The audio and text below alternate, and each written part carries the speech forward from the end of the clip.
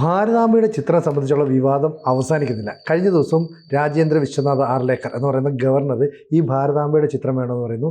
എന്നാൽ അവിടുത്തെ ഈ പരിപാടി സംഘടിപ്പിച്ചതിനകത്ത് രജിസ്ട്രാർ പറയുന്നു നിയമവും ഭരണഘടനയും അനുശാസിക്കാത്ത ഒരു ചിത്രം അവിടെ വെക്കാൻ പറ്റില്ല എന്ന് പറയുന്നു. സത്യത്തിൽ ഈ എന്താണ് ഈ വിവാദത്തിൻ്റെ ഒരു ഉള്ളിൽ?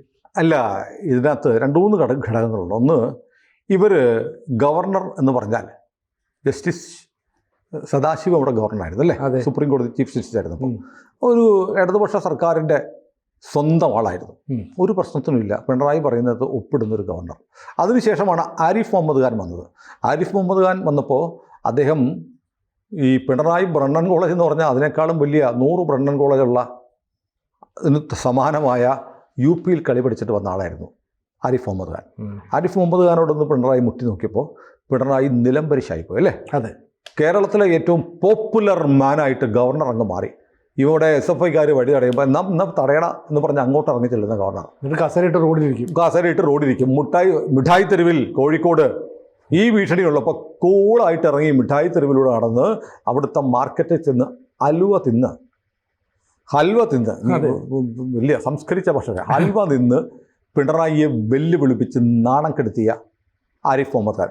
എന്നിട്ടോ പിണറായിയുടെ പഴയ കഥ പറഞ്ഞിട്ട് ഒരു നേതാവുണ്ട് കേരളത്തിൽ, അയാളുടെ അണ്ണാക്കിലേക്ക് ഇപ്പോൾ ഗവർണറായിരിക്കുന്ന ഒരു പോലീസ് ഓഫീസർ പിസ്റ്റൾ എടുത്ത് വെച്ചപ്പോൾ മുണ്ട് നനഞ്ഞ പാരമ്പര്യമുള്ള ഒരു പ്രധാനപ്പെട്ട നേതാവ് മുഖ്യമന്ത്രി കേരളത്തിലുണ്ട്, പേര് ഞാൻ പറയുന്നില്ല എന്ന് പറഞ്ഞ ആരിഫ് മുഹമ്മദ് ഖാൻ.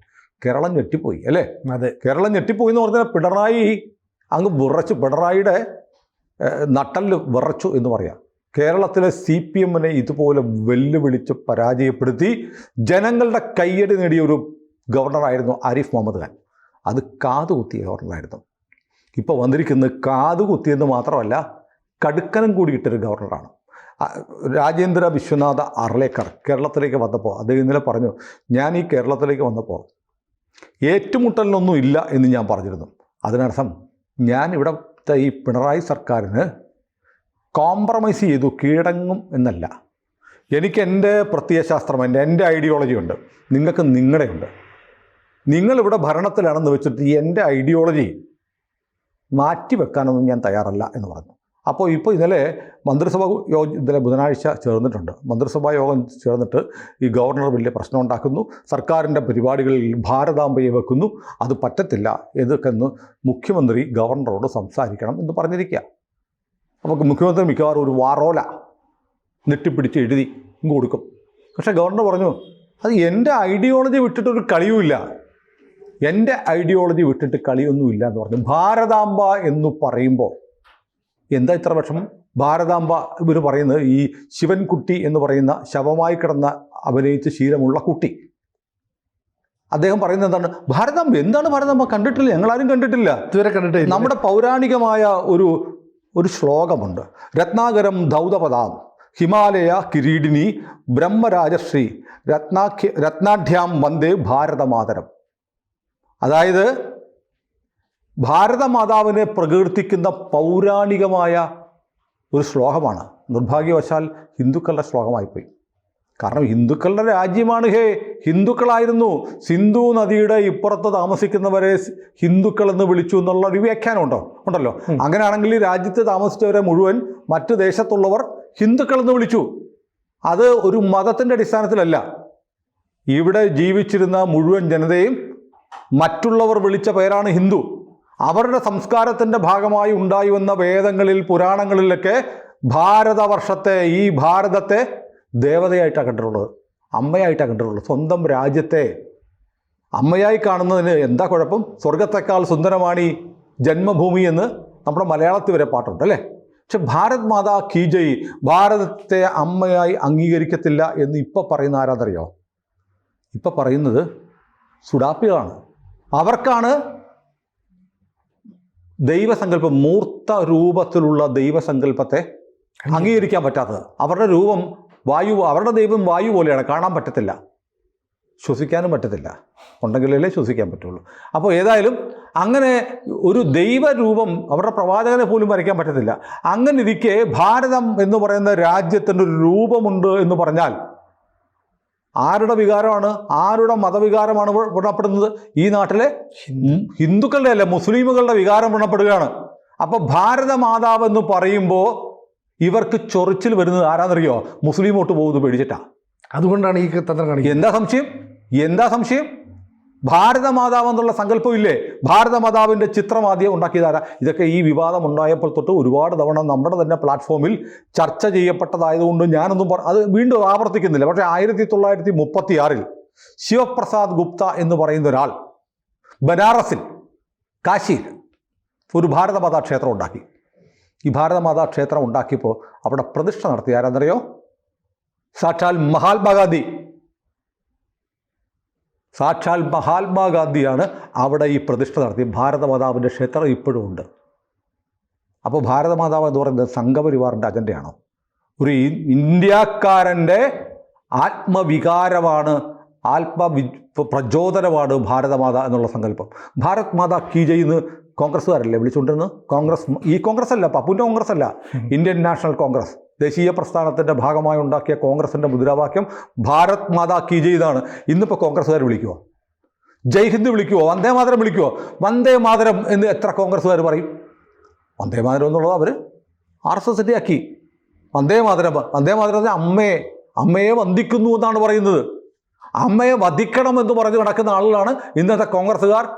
ഇന്നത്തെ ഇസ്ലാമിസ്റ്റുകളുടെ കൂലിപ്പണിക്കാരായ കോൺഗ്രസ്സുകാർ അമ്മയെ വന്ദിക്കണമെന്നല്ല, അമ്മയെ വധിക്കണമെന്ന് പറയുന്നവരാണ്. കമ്മ്യൂണിസ്റ്റുകാരും അതിൻ്റെ കൂടെയാണ്. അതുകൊണ്ടാണ് ഭാരത് മാത എന്ന് പറയുമ്പോൾ ഇവർക്ക് വിഷമമുണ്ടാകുന്നത്. ഞാൻ പറഞ്ഞില്ലേ നേരത്തെ, ഈ ഗാന്ധി ഉദ്ഘാടനം ചെയ്തു എന്ത് ഭാരത് മാതാ ക്ഷേത്രമെന്ന്.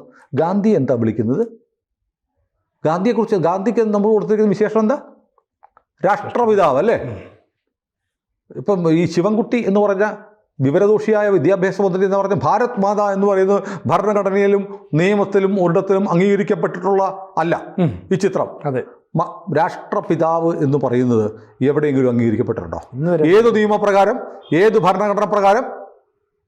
മുമ്പ് 4-5 വർഷം, 2 വർഷം മുമ്പ്, 2 വർഷം കഷ്ടിച്ചേ ഉള്ളൂ, 2 വർഷം പോലും ആയില്ല, ആളുടെ പേര് ഞാൻ മറന്നുപോയി, സർക്കാരിന് എഴുതി ചോദിച്ചു മഹാത്മാഗാന്ധിയെ രാഷ്ട്രപിതാവായി അംഗീകരിച്ചുകൊണ്ടുള്ള ഗവൺമെൻറ് ഉത്തരവിൻ്റെ കോപ്പി വേണമെന്ന്. വിവരാവകാശ പ്രകാരമാണ് മറുപടി വന്നത് അങ്ങനെ ഒരു ഉത്തരവില്ല എന്നാണ്. എന്ന് പറഞ്ഞാൽ അങ്ങനെ ഭരണഘടനാ പ്രകാരം ഇല്ല, വിളിച്ചിട്ടില്ല. അപ്പം നിങ്ങൾ രാഷ്ട്രപിതാവെന്ന് വിളിക്കുന്നത് എങ്ങനെയാണ്? അപ്പം അതൊരു സങ്കല്പമാണ്. അതൊരു സങ്കല്പമാണ് അല്ലേ? അതൊരു വിശ്വാസമാണ്, അതൊരു ആദരവാണ്. അതെ. ഇനി നിങ്ങൾ ജവഹർലാൽ ഇവിടെ പൂവും കുത്തി പിള്ളേരെ പറ്റിച്ചു നടക്കുന്ന ഒരു മനുഷ്യനുണ്ടല്ലോ, ജവഹർലാൽ നെഹ്റു, അയാളെ എന്താ വിളിക്കുക? രാഷ്ട്രശില്പി. എവിടെ? ആര് പറഞ്ഞു? ഏത് നിയമപ്രകാരം? അപ്പം മഹാത്മാഗാന്ധിയെ രാഷ്ട്രപിതാവെന്ന് വിളിക്കാൻ ഒരു നിയമവും, ഒരു സ്റ്റാറ്റ്യൂട്ടും, ഒരു ഭരണഘടനാ വ്യവസ്ഥയില്ല. നെഹ്റുവിനെ രാഷ്ട്രശില്പി എന്ന് വിളിക്കാനില്ല. ഭാരതമാതാവെന്നുള്ള സങ്കല്പം അതേപോലെ സ്വാതന്ത്ര്യ സമരത്തിൻ്റെ ഭാഗമായി നമ്മുടെ ധീരദേശാഭിമാനികൾ ടാഗോറിൻ്റെ പാരമ്പര്യത്തിൽ നിന്നൊക്കെ ഉയർത്തിരിഞ്ഞു വന്ന ഉയർകൊണ്ട സങ്കല്പമാണ് ഭാരത് മാതാവെന്ന് എന്നുള്ളത്. അതിനെ അംഗീകരിക്കത്തില്ല എന്ന് പറയുന്നത് ഒരു സംശയമില്ല സിനു. ഇതിൻ്റെ പിന്നിൽ മതമാണ്. മതപരമായി ഇവിടുത്തെ ഒരു വിഭാഗത്തെ പ്രീതിപ്പെടുത്താൻ വേണ്ടിയിട്ടാണ് ഭാരത് മാതാവിനെ അംഗീകരിക്കത്തില്ല എന്ന് പറയുന്നത്. ഇതാണ് ഇതിനകത്തെ ഏറ്റവും വിചിത്രമായി. ഇത് തുറന്നു പറയാൻ ഇവിടെ ആളുകൾക്ക് ഭയമാണ്, മടിയാണ്. ഇനി പറയുന്നത് ശിവൻകുട്ടി വേറെ പറഞ്ഞു, അല്ല അത് പ്രസാദാണ് പറഞ്ഞത്. അവരുടെ ആ ചിത്രത്തിനകത്തൊരു മാപ്പുണ്ടല്ലോ, അത് ഭാരതത്തിൻ്റെ മാപ്പാണോ, ഭൂപടമാണോ? അത് അങ്ങനത്തെ ഒരു ഭൂപടം വരയ്ക്കാൻ പാടുണ്ടോ? അപ്പോൾ എന്നോട് എൻ്റെ ഒരു സുഹൃത്ത് ചോദിച്ചു, അത് ശരിയാണല്ലോ. അവർ പറയുന്നത് നമ്മളിപ്പോൾ ചൈന വന്നിട്ട് ഭൂപടം വരച്ചപ്പോഴത്തേക്ക് നമ്മുടെ സ്ഥലങ്ങളൊക്കെ ചൈനയുടെ ആക്കിയിട്ടൊക്കെ വരയ്ക്കുന്നു, നമ്മൾ പ്രതിഷേധിക്കുന്നുണ്ടല്ലോ. അതുപോലെ അഫ്ഗാനിസ്ഥാനും ശ്രീലങ്കയും ബർമയും ഭൂട്ടാനും ഒക്കെ നമ്മുടേതാണെന്ന് കാണിക്കുന്ന അഖണ്ഡ ഭാരതത്തിൻ്റെ ചിത്രം വരയ്ക്കുന്നത് മറ്റു രാജ്യങ്ങളെ അപമാനിക്കുന്നതല്ലേ എന്നൊരു ചോദ്യമുണ്ട്. എടേ, അഫ്ഗാനിസ്ഥാൻ ഗാന്ധാരമാടേ, ഗാന്ധാരിയുടെ ജന്മദേശം അഫ്ഗാനിസ്ഥാനാണ്. പഴയ ഭാരത ഭൂപ്രദേശത്തിൻ്റെ ഭാഗമായിരുന്നു അത്. ഇന്ത്യ സർക്കാരല്ല ഈ ചിത്രം ഉണ്ടാക്കിയത്. കാലങ്ങളായി, നൂറ്റാണ്ടുകളായി നമ്മൾ വരച്ചുകൊണ്ടിരിക്കുന്ന ചിത്രമാണത്. ഇന്ത്യയുടെ പൗരാണിക സാമ്രാജ്യത്തിൻ്റെ ഈ ചിത്രം ഇന്നത്തെ ഭൂപടം സ്കെയിലും ഒക്കെ വെച്ച്, നമ്മൾ സ്കെയിലുണ്ടല്ലോ, 1 കിലോമീറ്ററിന് ഇത്ര മില്ലിമീറ്റർ, സെൻറ്റിമീറ്റർ എന്നൊക്കെ പറഞ്ഞ സ്കെയിൽ വെച്ചിട്ടാണ് ശാസ്ത്രീയമായ അറ്റ്ലസും ഭൂപടങ്ങളും ഉണ്ടാക്കുന്നത്. അങ്ങനെ ഉണ്ടാക്കിയതല്ല, പഴയ ഭാരതത്തിൻ്റെ ചിത്രമാണ് ഭാരതം എന്ന പേരിൽ അഖണ്ഡ ഭാരതം എന്ന നിലയിൽ കാണിക്കുന്നത്. അഖണ്ഡ ഭാരതമായിരുന്നില്ലേ പാകിസ്ഥാൻ ഇന്ത്യയുടെ ഭാഗമായിരുന്നില്ലേ? അതെ. ശ്രീലങ്ക ഇന്ത്യയുടെ ഭാഗമായിരുന്നില്ലേ? അഫ്ഗാനിസ്ഥാൻ പൗരാണിക ഇന്ത്യയുടെ ഭാഗമായിരുന്നില്ലേ? ബംഗ്ലാദേശ് ആധുനിക ഇന്ത്യയുടെ ഭാഗമായിരുന്നില്ലേ? പിന്നെയല്ലേ വിഭജിച്ചു പോയത്?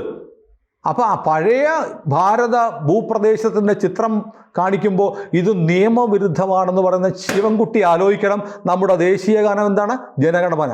അതിനകത്ത് പഞ്ചാബിനെ കുറിച്ച് പറയുന്നുണ്ട് അല്ലേ?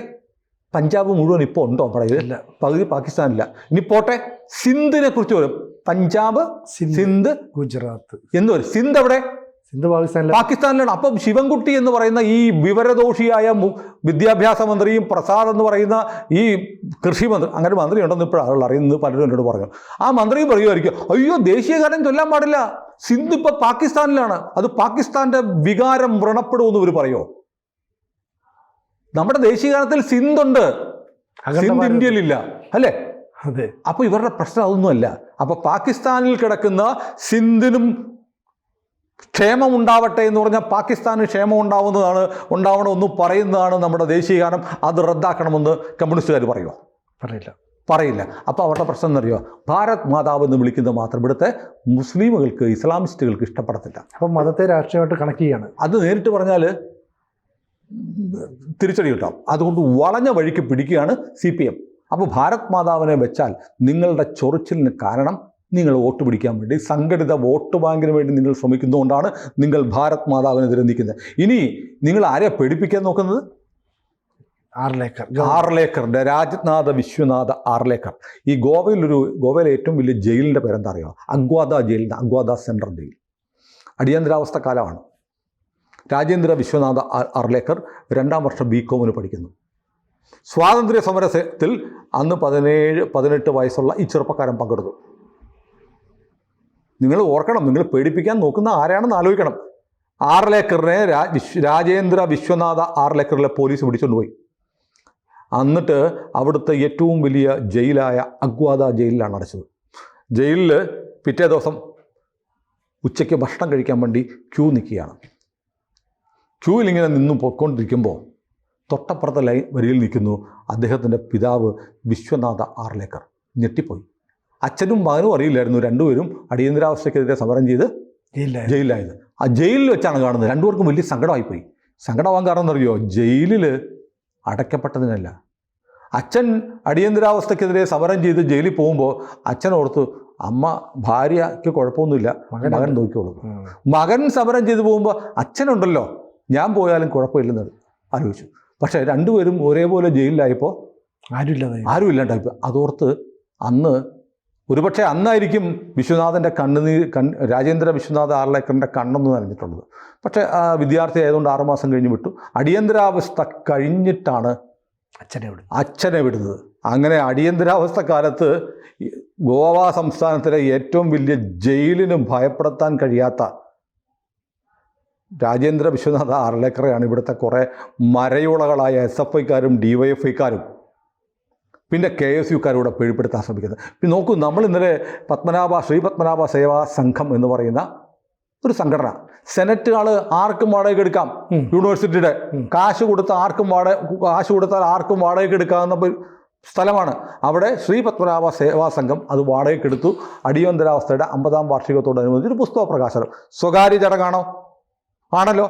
സ്വകാര്യ ചടങ്ങിൽ എന്തു വെക്കണം എന്ന് തീരുമാനിക്കേണ്ടത് അതിൻ്റെ സംഘാടകരാണ്. ഹാള് വാടകയ്ക്ക് എടുത്താൽ അവിടെ നടത്തുന്ന പരിപാടി നിയമവിരുദ്ധമല്ലാത്ത പരിപാടികൾ നടത്താം.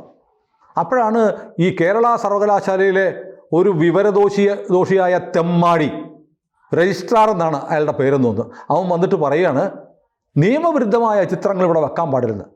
ഇവരാണോ തീരുമാനിക്കുന്നത് ഭാരതാംബയുടെ ചിത്രം നിയമവിരുദ്ധമാണോ ഇല്ലെന്നുള്ളത്? ആരാണ് ഇയാൾ? അയാൾ വന്നിട്ട് ഇത് നിയമവിരുദ്ധമായത് വെക്കാൻ പാടില്ല എന്ന് പറഞ്ഞു. അപ്പോൾ രാജ്ഭവനിൽ നിന്ന് വന്നിട്ട് അത് വെച്ചാൽ ഇപ്പം ഈ ഹാളിൻ്റെ അംഗീകാരം വാടകയ്ക്ക് കൊടുത്ത് റദ്ദാക്കുമെന്ന് പറഞ്ഞു. അപ്പോൾ രാജ്ഭവനിൽ